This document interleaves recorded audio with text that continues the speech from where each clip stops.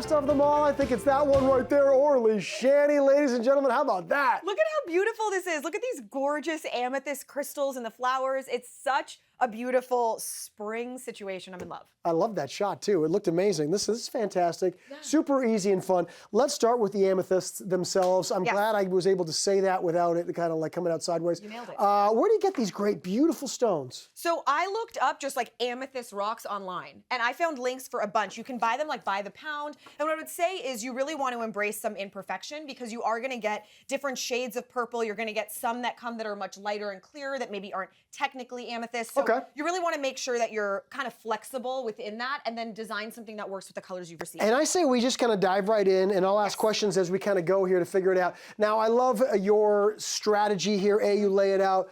B, you want to make sure that the colors are kind of like streamlined and progressive in a way. That's exactly right. The first thing that you want to do is just start laying them out without any glue, because this is like the risk-free way of designing it early. And because we do have a good amount of variation in color, I'd recommend working with the color intentionally. So decide, if you look at the finish, the larger finished one, you can see that I did the interior corners in the darker purple, and then I kind of like ombre faded out. That way it just looks like an intentional design choice, as opposed to like, oh, why are they different colors? Some of mine are going to be hanging off the edges, which is going to be difficult to kind of lay in advance. So I'm going to just sort of start the base there. Now let me ask you this, how about the shape of the frame? What are we looking for here in the mirror itself? So the shape is not really anything you have to consider. The shape can be anything. The most important thing is having some surface area that you can glue to. So having about a 1-inch wide frame will make it easier. Now, I just want to show you guys, when it's time to glue, let's say that, you've got maybe,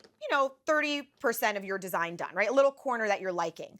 You want to do, there's two ways of doing this. One is just E6000, right? A simple drop of E6000 if you have the time to lay it flat and let it dry overnight. The other really fun option is sort of the sandwich, which is like E6000 sort of sandwiched by hot glue. And that way you can hold it up immediately, see how it looks, move it around a little bit. That's exactly But hot glue is not enough on its own, is what you're saying. No, because they're heavy. Yeah. So you want the strength of E6000. For right now, you and I, and for the purpose of being able to kind of have some progress here, we're just gonna use this glue, but make sure that you are using the E6000.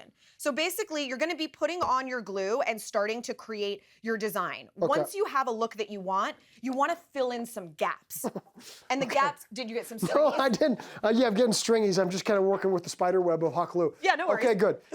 Now, I'm sorry, you were saying that you want to kind of fill in the gaps. Yeah, once you start, obviously you're going to create these gaps. But there's other ways to fill in the gaps as well, right? So you've got the other stones and the ombre effect, but then you've also got some sort of ambiance. Totally, totally. So one option is, you can see there's some smaller crystals in there. All you do is put them inside of a towel and a hammer, and you can break them into smaller pieces that can then fit. The other option is using some either dried flowers or faux flowers. Once you've got some spaces, you can see all I really did, frankly, is I went like this, and I would put like a drop of glue, and I would just sort of like tuck it in between two little pieces. Like, I don't even have glue on there and it holds. So you just sort of add them in, and this is when it's really helpful to stand it up so that you're looking at it straight up, and you can really start to create that design, and that's why the hot glue is a helpful tip. And now I notice you've also kind of crushed them down into some smaller pieces too, so once you do those little faux flowers in there, if you want to cover up any imperfections, you can add those little kind of smaller stones in other gaps, but also to cover up any kind of, I don't know, mishaps or something.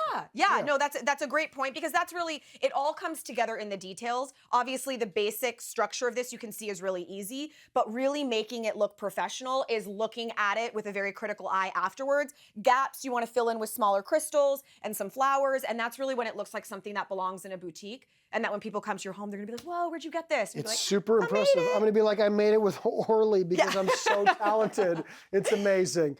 No, but honestly, this is so fun. My only problem with it is knowing when to stop. You know what I mean? Because I keep adding and adding, but really, you can't go wrong, man. You can't go wrong. We're gonna keep working here. It's pretty fun. Full instructions, you know where to go. Hallmarkchannel.com.